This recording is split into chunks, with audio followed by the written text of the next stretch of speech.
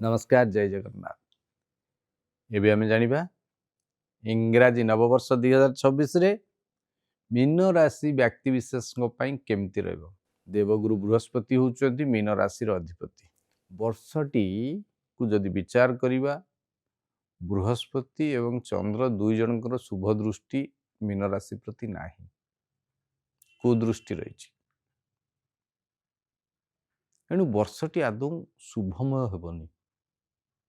अଯଥା मामलारे पशिबे, बिना कारण समस्या भितर को टाणी हेबे, समस्त कार्य डेरी ही चलिबो, एते सहज होबनी।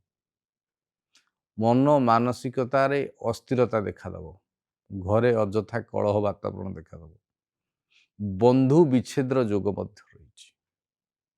कर्मक्षेत्रटी एतेटा सहज होब नहीं। अवश्य जून पर टिके परिवर्तन घटिबो। जून जुलाई बेल को आपन को टिके शुभ फल मिलिबो, किंतु वर्ष आरंभ रु एतेटा शुभ रहिबनी, टिके अस्थिर भाव देखादेव। तेणु मन रे स्थिरता आनिया पड़ो। आपण कौनसी कार्य रे व्यतिव्यस्त रहिबे जहाँफल आपण को क्लांति अनुभव करबा पे पड़ो। विदेश भ्रमण को आपण जेते अवॉइड करिवे आपण पई सेते भल।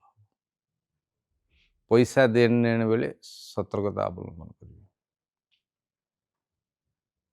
जेतु वर्षटी शुभंकर नुहे, तेणु हलदिया अर्ण प्रति गुरुवार कि मासर गोटे गुरुवार आपण रांधिकी ब्राह्मण को डाकिकी भोजन करंतु। हलदिया वस्त्र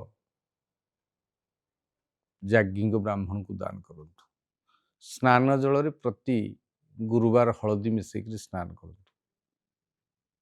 हलदीर माळ जदि गलार धारण करते अत्यंत शुभ। माँ लक्ष्मी को आपण पूजा करंतु। ओम श्रीम श्रीये नमः मंत्र को जदि प्रतिदिन जप करते 108 स्फटिक मालारे, तेबे आपन को यथेष्ट जो समस्या रही से मुक्ति मिल। सतर्कतार वर्ष होइतिबारु आपण कौनसी भूल डिसीजन नियंतुनी कि भूल काम करंतु, नचेत दंडित होबार यथेष्ट संभावना रही। सतर्क रुहंतु, खुशी रुहंतु।